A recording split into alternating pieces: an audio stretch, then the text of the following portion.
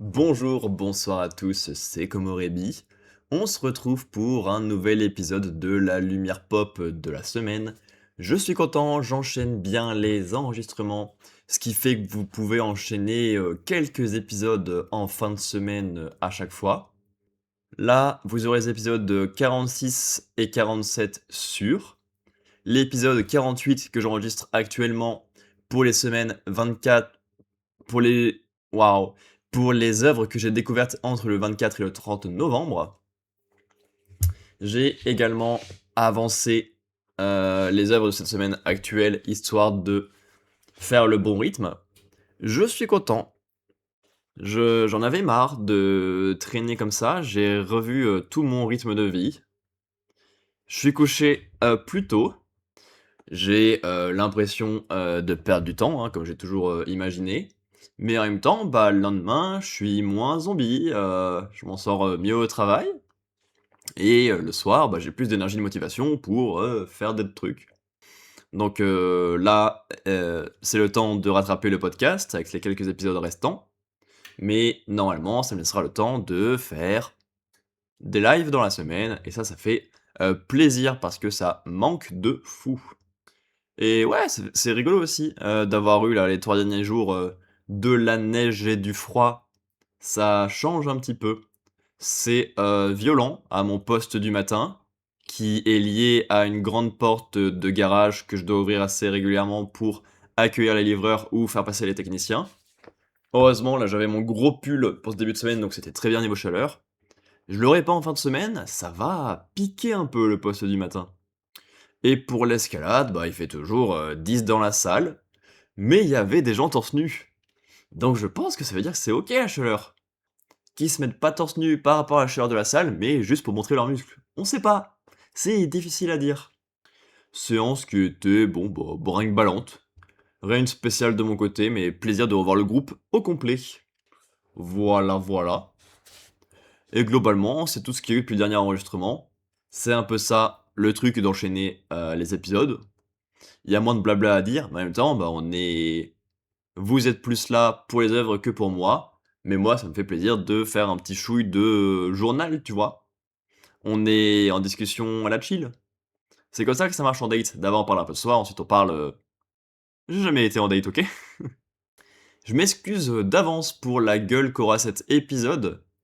On a 7 mangas à traiter et un film. Le problème, c'est que sur les 7 mangas, il y en a 6 qui sont de la même série. Donc 6 lus la même semaine, il y a globalement un gros mois. Ça va piquer, d'autant plus que c'est pas une série avec laquelle je suis très à l'aise et que j'apprécie beaucoup. Donc ça va pas être hyper pertinent, je pense. On verra bien. En attendant, n'hésitez pas à me dire en commentaire comment vous allez, ce que vous avez découvert récemment, ce que vous avez pensé des œuvres dont je parle dans cet épisode. N'hésitez pas non plus à vous abonner, à lâcher un pouce bleu. Bon visionnage! Tout d'abord, j'ai lu le volume 15 de Tales of Demons and Gods, TODAG de son acronyme. En effet, j'ai enfin reçu les volumes 15 et 17 fin novembre, après les avoir commandés un moment avant directement sur le site de la maison d'édition, ce qui fait que ça m'a débloqué la possibilité de lire du volume 15 au volume 28. On va donc bouffer du Todag en masse dans les 5 épisodes qui nous restent pour être. Et encore, ça sera pas dans les 5, donc c'est que ça va être chargé. Déjà, on en a 6 sur 14 dans cet épisode. Voilà, ça explique pourquoi ça sera peut-être un peu en deçà. Je vais me baser à 100% sur mes mini-critiques, qui sont pas non plus très détaillées, parce que j'ai lu 14 volumes en très peu de temps, que là, cela, ça fait un petit moment, que là, j'en ai vraiment lu 6 d'affilée dans la semaine, que même de base, Todag, je lis, ça se lit bien, mais derrière niveau fond, il n'y a pas grand-chose. Aux dernières nouvelles, j'avais appelé Todag, waouh, c'est pas ça le nom du personnage principal. Nili et ses petits potes sont allés dans une prison en rentrant très facilement à travers les défenses. Une sorte de prison psychique, parce qu'elle est pas vraiment physique. Et là-dedans, après avoir chopé des power-up sur des monstres tentaculaires qui s'attaquent que aux filles évidemment, et choper un chouille d'histoire racontée par une légende. Le voilà qui infiltre le clan d'argent, le clan des ailes d'argent, pardon, qui est coincé dans la prison et dont nous pouvons voir, 2 membres sur la couverture. Il est assez vite, à son aise au sein, de ce clan, n'apportant un soin à leur chef qui était, mourant. Il lui a donné un médicament qui sert aussi plus ou moins de drogue. Donc forcément, en étant le seul à avoir le médicament slash la drogue pour le chef, tu gagnes un peu de pouvoir dans le clan. Le clan avait un prisonnier que personne n'allait voir, sauf la fille du geôlier. C'est comme la chanson. C'est pas vrai, hein, mais c'est comme la chanson. Non, il y avait un prisonnier, bâtard, donc il était à la moitié du clan, donc il était pas du tout respecté, pas du tout reconnu, et était donc, très mal vu. Et Nili, vu qu'il a évidemment un pouvoir de dingue, il peut le récupérer sous son aile. Officiellement pour en faire, son toutou, le maltraiter et faire des expériences sur lui. Officieusement pour le rendre plus fort et se faire un allié, gargantuesque, même plus fort que lui. À aucun moment, dans les 14 volumes suivants, être plus fort, et juste plus spécifique pour certains trucs, mais il est pas vraiment montré comme plus fort. Ensuite, évidemment, comme il est aisé, il peut ramener, tous ses potes dans le clan pour qu'ils puissent profiter des ressources du clan, avec lui. En même temps, le clan qui donc pue la merde au maximum, heu, possède des esclaves qu'il maltraite de fou, donc pas la grosse ambiance, et Nili ne peut pas les aider à ciel ouvert, parce que bon, bah, ça se fait pas, hein, de venir dans un clan et de tout briser comme ça. Donc il lance une révolte discrète. Assez vite, il y a un plan qui se lance pour pouvoir retourner à l'extérieur, en se servant de l'envie de liberté du clan et en les, trahissant à la dernière seconde. C'est plutôt OK pour Todag, il y a pas mal de choses, la découverte du clan est intéressante, mais Nili, même quand il est seul face à un clan nouveau, dans une prison fermée, où il connaît rien et où il a aucun pouvoir et il peut même apporter beaucoup de danger, il a tellement pas de difficulté, c'est trop bizarre. Donc ça sera un simple B. Ensuite, j'ai découvert, Running Man avec un pote au, cinéma. C'était pas dur de le convaincre parce que c'est du Edgar Wright et que tu dis: «Hey, il y a un Edgar Wright au cinéma». C'est facile de trouver quelqu'un avec qui y aller. Mon souci, c'est que ça adapte du Running Man et que la bande annonce était, assez naze. On ressentait pas trop la patte de Wright dans la bande annonce. Je l'ai mis en commentaire de la bande annonce parce que je suis quelqu'un de très subversif et il m'a juste répondu, «Dire que tu n'as jamais vu un film d'Edgar Wright sans dire que tu n'as jamais vu un film d'Edgar Wright? Ouh, comment j'ai eu envie de le niquer!» Donc tout ça pour vanter Running Man. Je n'ai jamais vu le film avec Schwarzy. Je n'ai jamais vu, le film qui ressemble à cette même idée-là, dont j'ai évidemment oublié le nom. Par contre, j'ai déjà lu, donc qui parle l'adap derrière, le roman de Stephen King, qui se lisait bien, c'était bien rythmé, mais c'était pas poussé plus que ça. C'est pas pour rien qu'il l'avait sorti sous son nom de Richard Bachman. C'est-à-dire que si tu changes ton nom pour un roman, soit c'est pour te tester toi-même en mode: «Oh, je suis tellement fier celui-là, je peux essayer avec un autre nom, voir si ça marche une deuxième fois». Mais je pense que c'est plus que bon, bah, allez, je sors ça d'un côté, je vais pas trop que ce soit collé à mon nom, tant pis. Ce qui n'est pas forcément bon signe. Donc j'avais peur avec la bande annonce, j'avais peur avec la base duquel c'était adapté, et j'avais également peur avec Glenn Powell. Je l'ai découvert dans des comédies potaches l'année dernière ou il y a 2 ans, notamment avec Sydney Sweeney dans Tout sauf toi, ou dans d'autres trucs comme ça, Hitman, je crois, je l'avais vu sur Canal. Je l'ai vu dans le truc avec les tornades, je retrouvais pas le nom. Décidément, c'est compliqué. J'ai envie de dire Speedster, mais ça, c'est les gens qui courent vite, donc ça n'a rien à voir. Je suis pas convaincu, mais Tornadoes, non. Bref, c'est pas quelqu'un qui me parle beaucoup, Powell. Je le trouve, un peu ridicule et antipathique. Après, malgré ces quelques craintes, le film reste très, énergique et rythmé. Pas tant pour du Edgar Wright, finalement, et même pas tant, sur la fin du film, mais dans la globalité, c'est pas mal. Le personnage principal est très plat. Au début, il est, super énervé.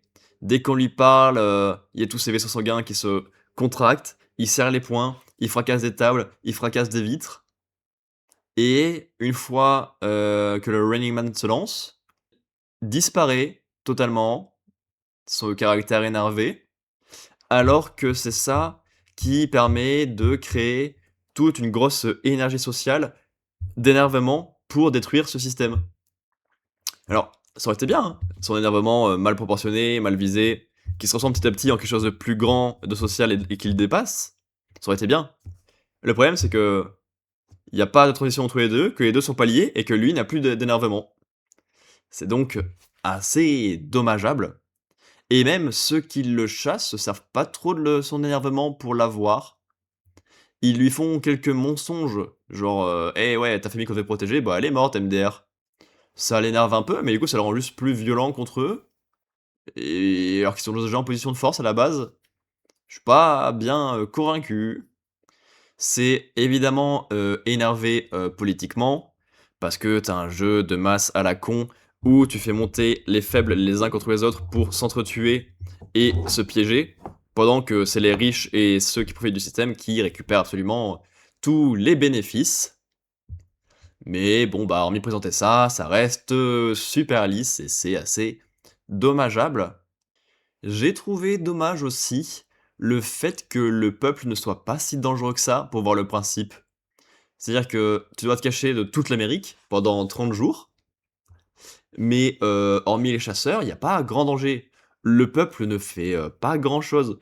Quand ils le rencontrent, quand ils veulent le faire, ils font assez peu de choses et ils sont, limités, donc c'est vraiment inutile et le potentiel du jeu n'est pas poussé très loin et même les chasseurs, ils sont beaucoup trop poussés par la télé, c'est super chiant.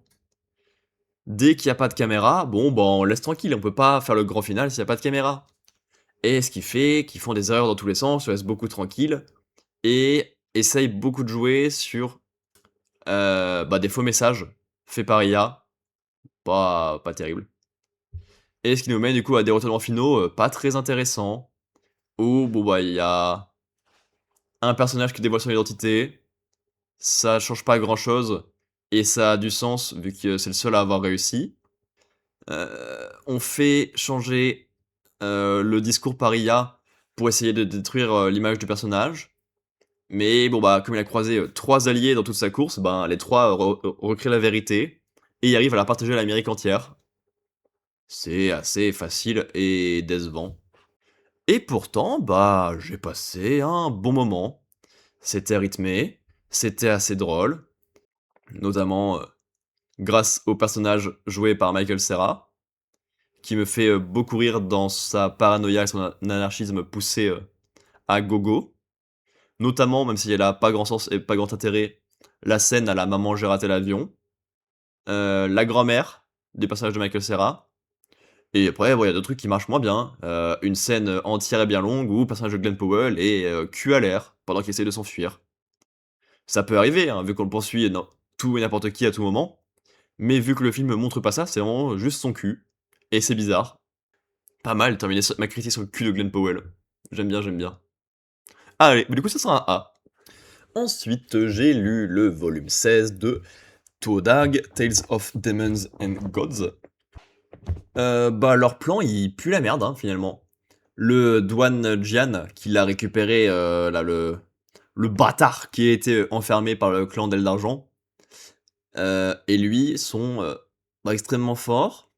Donc, ils cassent tout, absolument tous les gardes sur leur chemin hyper facilement, et bah, sont donc libres. C'est pas si dur de trouver un plan pour s'évader d'une prison mentale psychique étonnante d'où personne n'est jamais sorti. Et pour échapper à un clan entier qui est un des plus forts de cette prison. Euh... Ah, waouh. J'ai mis longtemps à comprendre ce que j'avais écrit.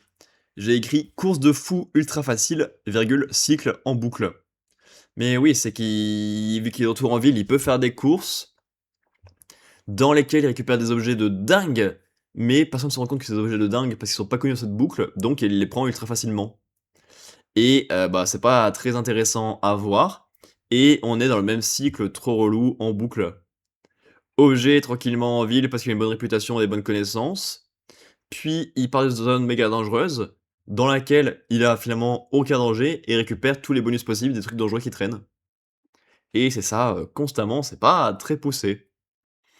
Alors peut-être que lire ça pendant 400 chapitres, ça va être, un peu long. Et derrière, il va attaquer le château, du clan des Ailes d'Argent pour pouvoir, libérer ses potes.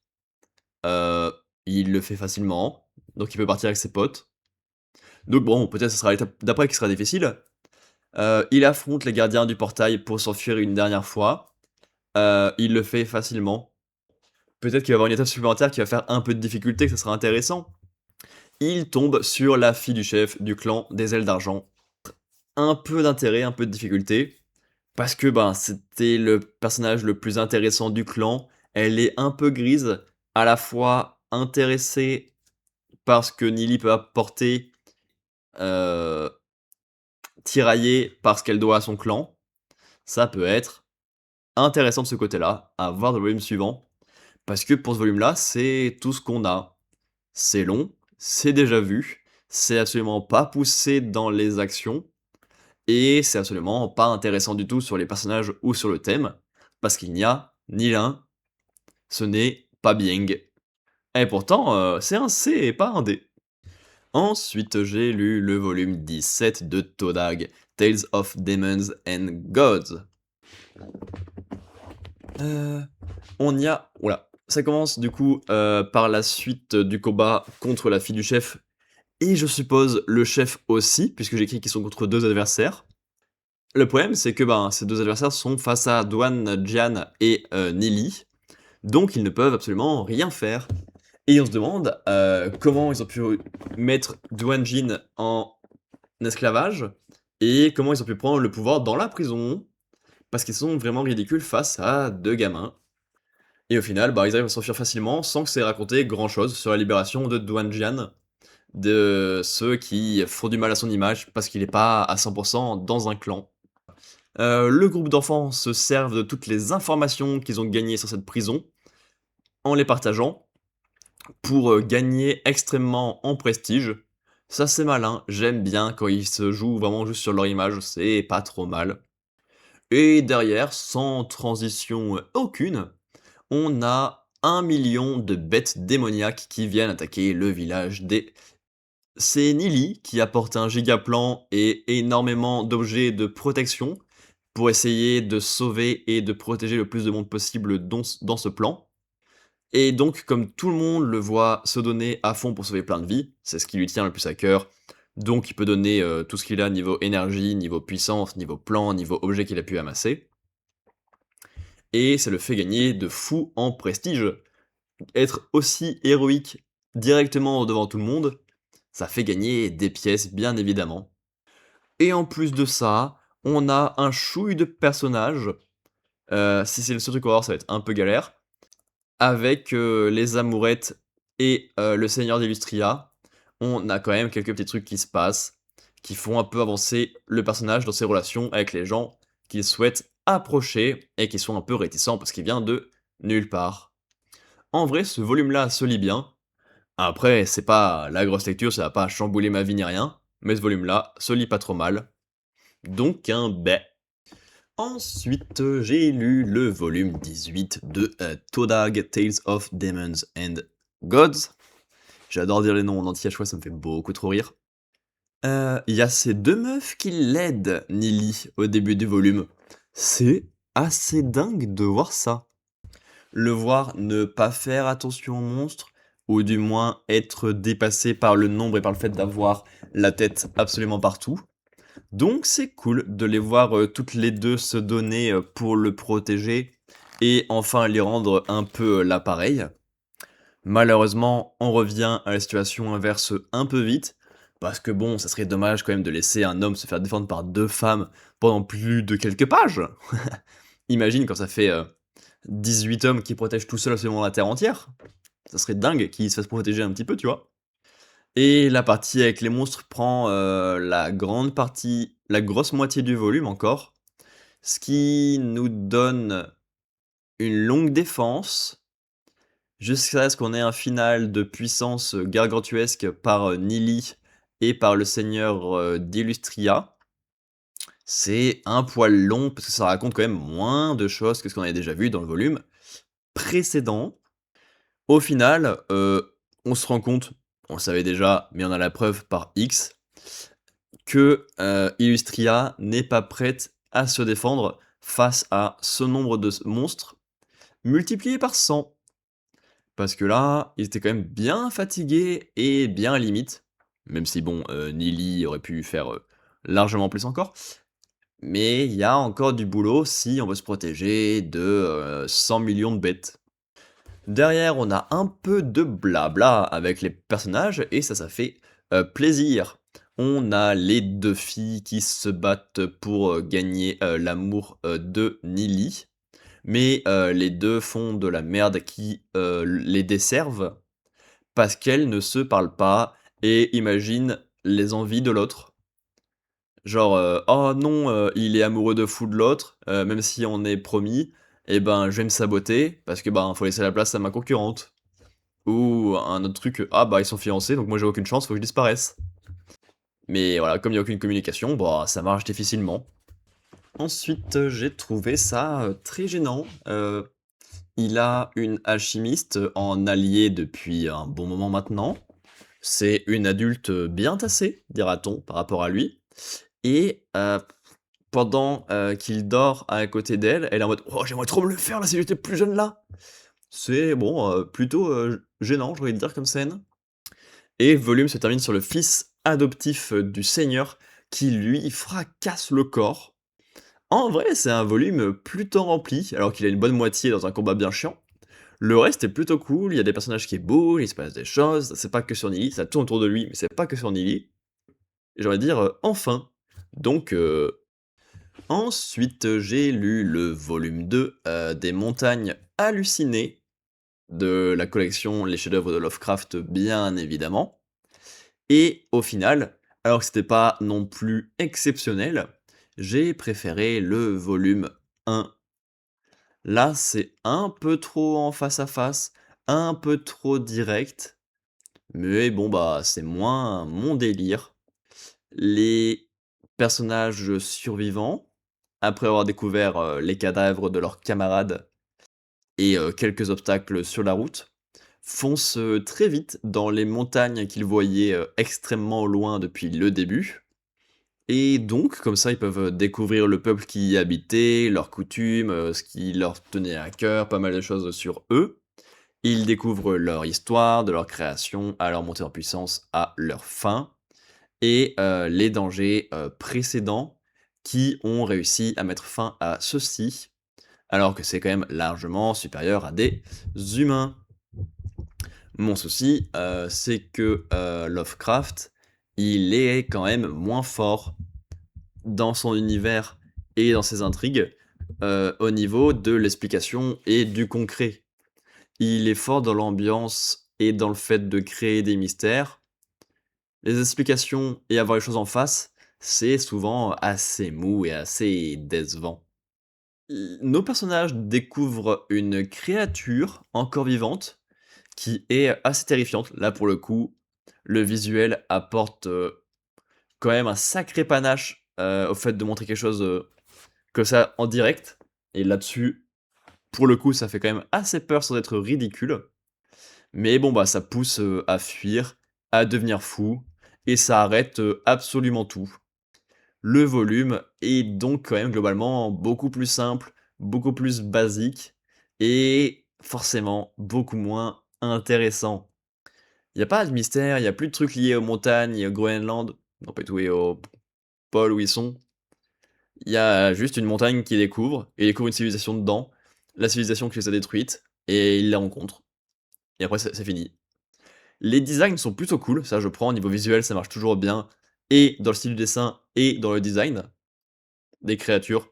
Parce que les humains, bon, c'est un peu, tous les mêmes, d'une aventure à l'autre, et ils sont donc assez peu mémorables, mais les créatures marchent très bien. Et je crois que c'est tout ce que je retiendrai de ce volume-là, et peut-être même du diptyque malheureusement. Parce que même si je préfère l'ambiance du premier volume, il n'est pas beaucoup plus mémorable. Donc un C. Ensuite, j'ai lu le volume 19 de Todag, Tales of Demons and Gods. Ouais, avant-dernière fois que je dis aujourd'hui. Youpi! Euh, on commence en se débarrassant des personnages ingrats, à commencer par le fils adoptif. Effectivement, tenter d'assassiner son père l'empereur, c'est peut-être être un peu ingrat. Tiens d'ailleurs, maintenant que j'y pense, ça fait une jolie insulte ça. Ton père, ton père l'empereur là. Mais bon, évidemment, on est dans Todag, y a pas de danger, y a pas de difficulté. Tu te fais transpasser le vide par ton fils que tu pensais être un trop bon mec alors que c'est une grosse merde. Mais bon, bah y a ton beau-fils qui arrive, tu l'aimes pas, mais lui il te sauve en une seconde et facilement. On en a failli avoir peur, hein. Mais en faisant ça, ben, il récupère enfin un peu de respect et d'amour de la part de son beau-père, et peut même récupérer la main de sa fille. C'est un peu bizarre comme cadeau pour un médecin, j'ai envie de te dire. Et grâce à ça, il peut même récupérer des trucs dans le trésor familial que personne n'avait jamais utilisé parce qu'ils connaissent pas leur vrai potentiel, gna gna gna gna gna, on connaît. À côté de ça, on a la deuxième prétendante de Nili, qui continue de se révolter dans sa propre famille maintenant qu'elle a de la confiance et des pouvoirs, et donc également à faire face à son promis. C'est cool, ça marche bien. Et derrière, on a le droit à une grande réunion entre tous les clans, en vue de faire le point sur la Guilde Noire, sur le vilain fils adoptif, et sur les 100 millions de monstres qui vont déferler bientôt. Nili fait le malin, bien rapidement, comme toujours, donc il est le centre de l'attention de tout le monde, même quand c'est des milliards de clans millénaires. À un moment, peut-être que c'est un peu abusé le pouvoir qu'il a, parce que grâce à ça, il récupère, plein d'alliés et énerve énormément, la famille royale. Il le fait très facilement, tu vois? La famille royale raconte sa vie, lui raconte son point de vue, qui est l'inverse opposé, tout le monde le croit, donc tout le monde est allié avec lui, et hop, la haine de la famille royale. Il y a pas mal de choses, qui sont des répétitions de ce qu'on a pu voir avant. La révolte de sa deuxième promise, le trésor de famille, être l'allié de tout le monde en une seconde. Mais en vrai, ce volume-là s'enchaîne pas trop mal. Il y a une partie qui est pas que sur Nili, et il y a pas mal de trucs qui jouent sur son image et pas que sur sa puissance ou ses connaissances. Ce qui est ce que je préfère dans ce manga. Donc, encore un A.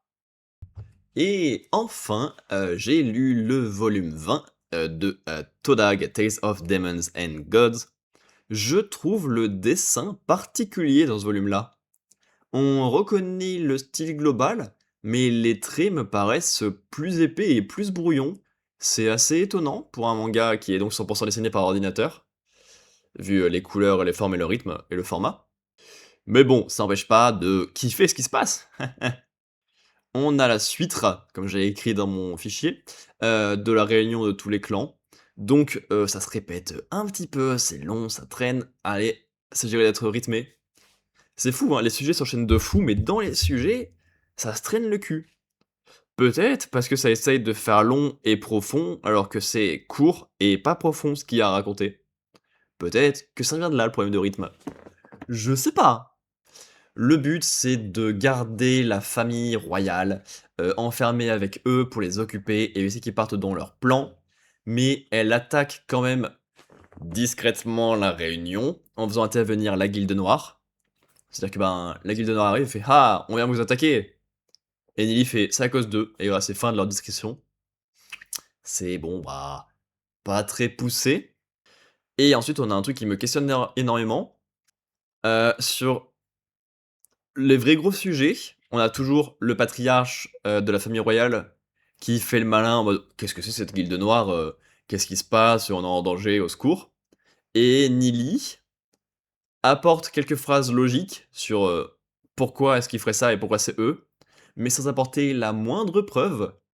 Donc il est littéralement en duel de prestance face au chef de la famille la plus puissante de cette réunion et ça suffit et ça marche.